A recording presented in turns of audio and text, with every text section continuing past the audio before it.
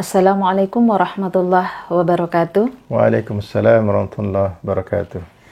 Alhamdulillahirabbil alamin wassalatu wassalamu ala Rasulillah amma ba'd.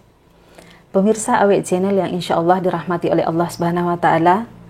Pagi hari ini kita bersyukur kepada Allah Subhanahu wa taala karena masih diberikan kesempatan dan kesehatan oleh Allah Subhanahu wa taala untuk sampai pada hari ke-14 bulan suci Ramadan.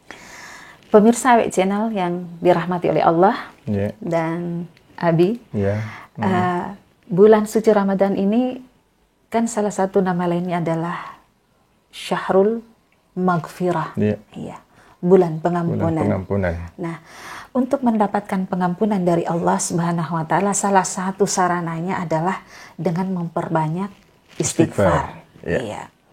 Dan istighfar ini Abi sangat luar biasa. Banyak keutamaan-keutamaannya yang dijelaskan sendiri oleh Allah Subhanahu wa taala dalam Al-Qur'an. Abi bisa menjelaskan mungkin apa-apa keutamaan sebetulnya dari beristighfar. Iya, baik Umi dan sahabat Awake Channel, terkait dengan persoalan istighfar jadi memang memiliki banyak keistimewaan, hal-hal yang luar biasa. Karena istighfar itu adalah sebuah pengakuan yang luar biasa dari seorang hamba kepada Allah Subhanahu wa taala terkait dengan kesalahan yang pernah dilakukan atau pelanggaran-pelanggaran yang pernah dibuat. Jadi sehingga dengan kesadaran yang mendalam, kemudian meresapi betul, menyesal betul terhadap dosa-dosanya, kemudian beristighfar kepada Allah, maka Allah Subhanahu wa taala pasti akan merasa senang. Allah senang dengan hambanya yang selalu memohon pengampunan. Kan begini Umi, ilustrasi, kalau ada orang yang kehilangan sesuatu, kemudian dia menemukan sesuatu yang hilang itu, kan perasaannya sangat gembira. Allah Subhanahu wa taala jauh lebih senang, lebih gembira ketika ada hambanya yang bertaubat, beristighfar, mohon pengampunan kepadanya. Nah, terkait dengan itu Mi, bahwa kalau kita beristighfar yang jelas pasti insya Allah Allah Subhanahu wa taala akan memberikan pengampunan. Jadi dalam Al-Quran di surah Nuh di ayat 10 Allah Subhanahu wa taala berfirman, "Faqultu astaghfiru rabbakum innahu kana ghaffara." Ini sebenarnya adalah seruan Nabi Nuh kepada umatnya. Jadi aku katakan kepada mereka, mohonlah pengampunan kepada Tuhanmu, sesungguhnya Dia adalah Maha Pengampun. Jadi Allah itu Umi Maha Pengampun. Berapapun besar dosa hambanya, sebanyak buih di lautan kah, sebanyak pasir di pantai kah, dosanya, selama dia betul-betul datang kepada Allah memohon pengampunannya, maka Allah akan memberikan pengampunan. Allah begitu baik kepada kita, hamba-hambanya. Tinggal kita mau mengambil kesempatan ini atau tidak. Jadi dosa diampuni, itu yang pertama, keutamaan istighfar. Kemudian yang kedua Mi dan sahabat sekalian, bahwa lanjutan ayat di surah Nuh ini di ayat ke-11 Allah berfirman, "Yursilis samaa 'alaikum midrara." Allah akan mendatangkan awan, kemudian dari awan itu menurunkan hujan. Tapi hujan yang diturunkan oleh Allah di sini adalah hujan yang penuh dengan keberkahan. Dengan hujan itu Mi membasahi bumi, membasahi sawah, membasahi ladang, sehingga muncullah tanaman-tanaman hidup dengan baik, sehingga memberikan hasil kepada manusia. Sehingga kelanjutan dari firman-Nya adalah wa yumdidakum bi amwal. Dengan suburnya kebun-kebun, suburnya sawah dan segala macam, kan terjadi proses ekonomi di situ Mi. Terjadi proses ekonomi, sehingga apa yang terjadi? Allah akan membanyakkan harta.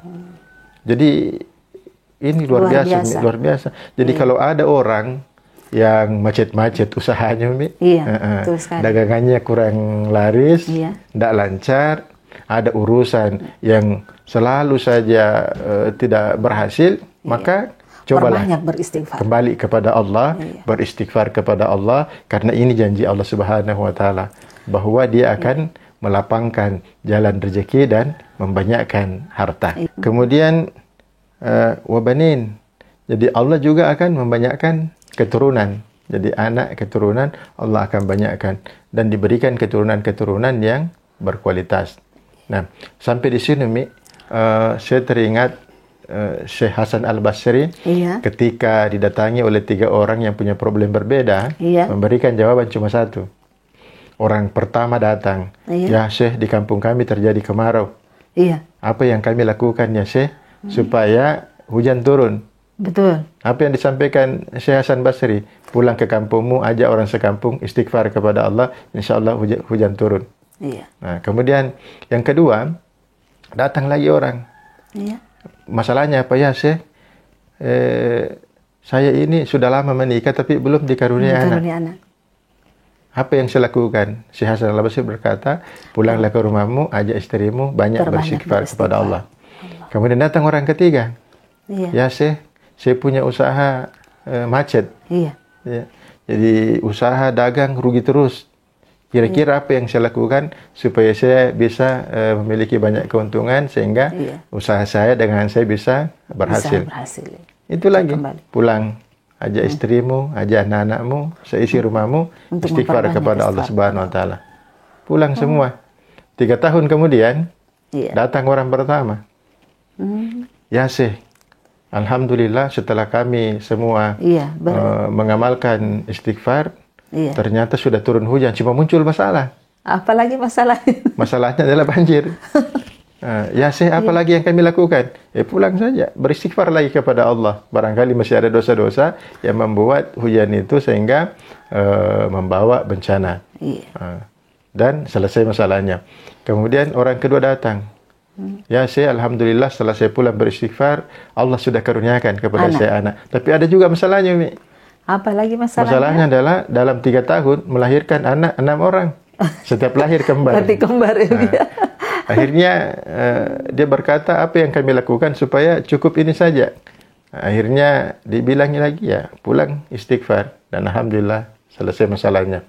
Orang ketiga ini 3 tahun tidak datang melapor. Tahun keempat tidak datang melapor. Tahun kelima diutus orang untuk melihat jangan sampai istighfarnya tidak berhasil. Oh, rupanya setelah didatangi, rupanya dia sudah begitu kaya, mengurus hartanya, sehingga lupa datang untuk melapor. Atau mungkin juga dia tidak mau datang melapor, jangan sampai disuruh lagi istighfar, sehingga hartanya juga seperti yang pertama, hujan berhenti, berhenti punya anak, kemudian jangan sampai macet lagi kan. Itulah Umi. Jadi ini penggambaran bahwa benarlah Allah Subhanahu wa taala akan memberikan pengampunan, akan memberikan rezeki yang lapang, kemudian memberikan banyak keturunan. Jadi luar biasa. Kemudian selanjutnya wa yaj'al lakum jannat. Allah akan memberikan kebun-kebun. Kemudian wa yaj'al lakum anhara, dan akan memberikan sungai-sungai. Ini kan penggambaran tentang kesenangan Umi ini. Jadi di negara Arab itu tempat turunnya Al-Quran, kalau orang memiliki kebun itu, itu adalah sebuah kebanggaan yang luar biasa. Apalagi kalau dekat kebunnya mengalir sungai-sungai, itu luar biasa. Jadi makanya itu menjadi sebuah penggambaran bahwa itu adalah nikmat yang besar, nikmat yang luar biasa yang Allah berikan kepada seseorang manakala dia bisa memiliki kebun-kebun yang di mana di dekat kebun-kebunnya itu mengalir sungai-sungai. Jadi ini keutamaan luar biasa dari istighfar itu. Dan yang terpenting adalah bahwa ini kan yang kelima-limanya ini kan banyak untuk kepentingan dunia, Umi. Nah, yang di akhirat kelak bahwa Allah Subhanahu wa taala akan memberikan surga. Ini yang luar biasa. Jadi orang yang tadinya berdosa, orang yang tadinya banyak melakukan kesalahan, kalau dia sadar, menyadari kesalahannya, ingat kepada Allah, memohon pengampunan, Allah berikan pengampunan, Umi bisa masuk surga. Itu luar biasa. Jadi seperti yang saya teringat dengan apa yang disampaikan oleh Pak Prof. Nasaruddin, bahwa pulang kampung sesungguhnya adalah pulang ke surga. Karena memang ternyata manusia ini diciptakan oleh Allah Subhanahu wa taala sebagai makhluk surga, Karena kakek kita kakek kan moyang kita Nabi Adam alaihissalam kan, nenek kita Hawa sama-sama hidup di surga. Hanya karena melakukan suatu pelanggaran, lalu kemudian diturunkan ke bumi. Jadi seperti itu barangkali penggambarannya, Bi ya. Jadi kalau kita banyak beristighfar kepada Allah, sangat luar biasa sebetulnya ini istighfar, Abi. Seperti yang Abi tadi jelaskan. Saya hanya membayangkan seperti ini, hanya dengan kalimat istighfar, yang sebetulnya sangat simpel, Abi, sangat ringan di lisan kita, sangat ringan untuk kita ucapkan ini istighfar. Tapi kemudian hadiah yang Allah akan berikan itu sangat luar biasa. Tapi tentu bukan hanya sekedar lafaz istighfarnya itu saja. Jadi memang harus didasari dengan kesadaran, harus ada kesadaran yang mendalam, penyesalan yang mendalam, kemudian kita mengadu kepada Allah, memohon pengampunannya. Kalau perlu sampai mengeluarkan air mata, tapi bukan air mata buaya. Mengeluarkan air mata yang sangat tulus, betul-betul penyesalan. Dan air mata ini pun nanti di yaumil qiyamah akan bersaksi di hadapan Allah Subhanahu wa ta'ala. Jadi saya rasa mungkin itu saja, Umi, untuk keutamaan istighfar. Jadi terkait nanti bagaimana istighfar dan sebagainya, apa yang kita sampaikan kepada Allah supaya Allah mendatangkan pengampunannya dan memberikan tadi itu semua, mungkin kita akan bahas dalam pembicaraan selanjutnya. Terima kasih, Abi, dan pemirsa Awet Channel yang insya Allah sama-sama dirahmati oleh Allah Subhanahu wa ta'ala. Mudah-mudahan Allah memberikan umur panjang kepada kita semua dan kita bertemu pada pembahasan selanjutnya, perbincangan santai selanjutnya. Wassalamualaikum warahmatullahi wabarakatuh. Waalaikumsalam warahmatullahi wabarakatuh.